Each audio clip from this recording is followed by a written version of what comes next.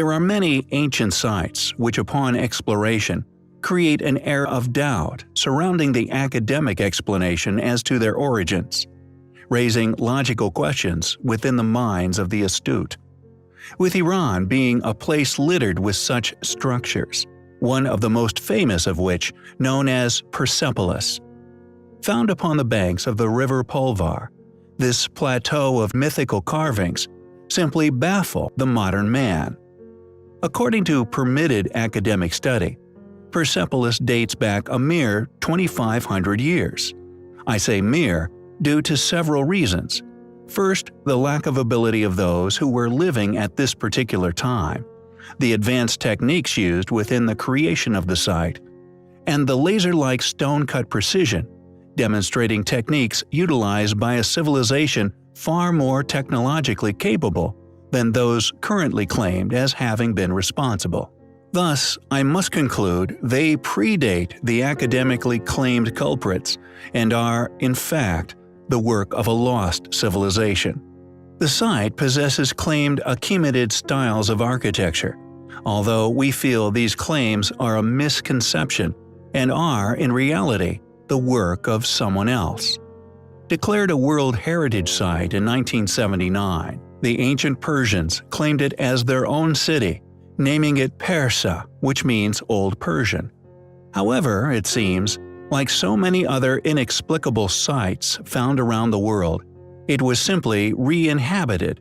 Yet unlike these many other sites, inscriptions found upon buried treasure at the site actually possesses an inscription left by one of the oldest rulers of the Persians, openly admitting this re-inhabitation as a reality. Treasure found still successfully concealed at the site, a sign of the people's loyalty to their king, not discovered until modern times, presumably protected by them and its secret location until their death at the hand of Alexander the Great's invaders.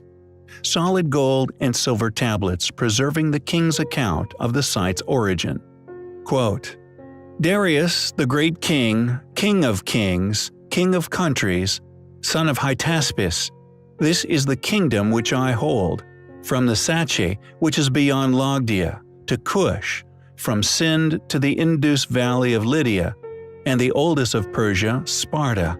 This bestowed upon me by Ahura Mazda, the greatest of gods. May Ahura Mazda protect me and my royal house.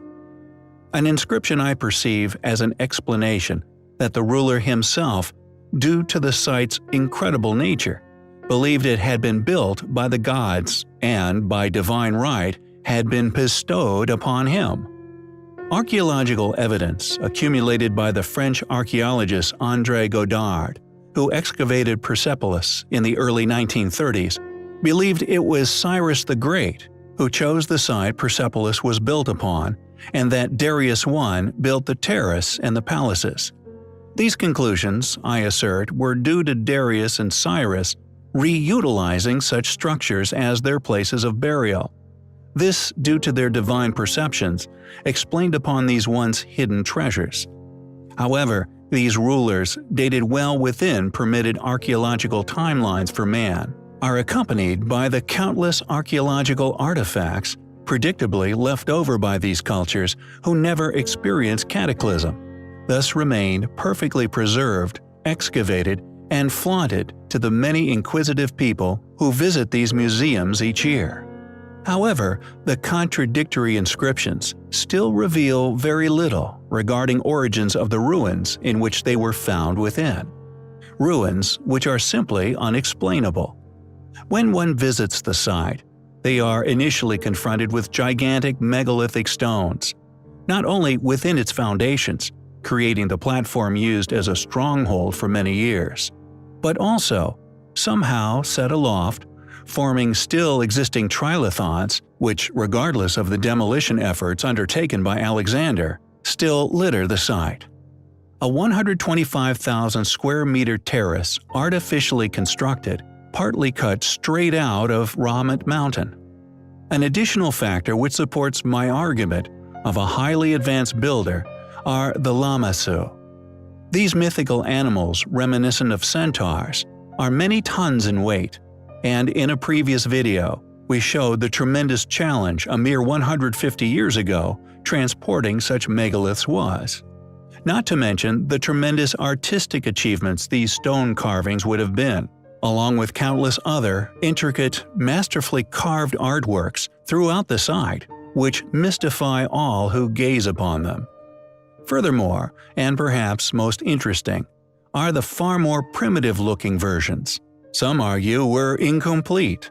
Others argue were attempts by future primitive cultures. These attempts, although in some areas share tool markings reminiscent of patterns like those of the stone-cutting technologies we have recently been studying in depth, may just be mere coincidences due to the random hacking that seems to have been undertaken upon the stones. Due to the positioning of the Persepolis Plateau, it was logically not constructed as a military stronghold, but rather a temple devoted to something else.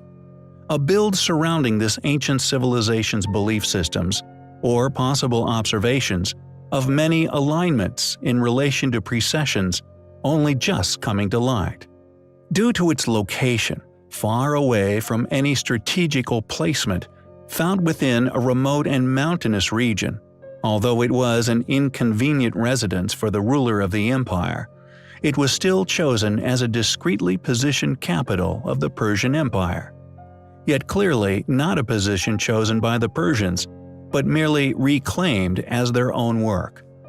Far away from the melting pot of developing Persian culture, the country's true capitals were Susa, Babylon, and Ecbatana.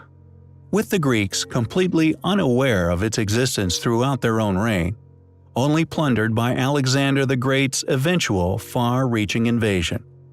It is a site full of compelling features, most of which in direct contradiction to that which is claimed by modern academia, and indeed their institutional cohorts, Iran's museums. It is a site we find highly compelling.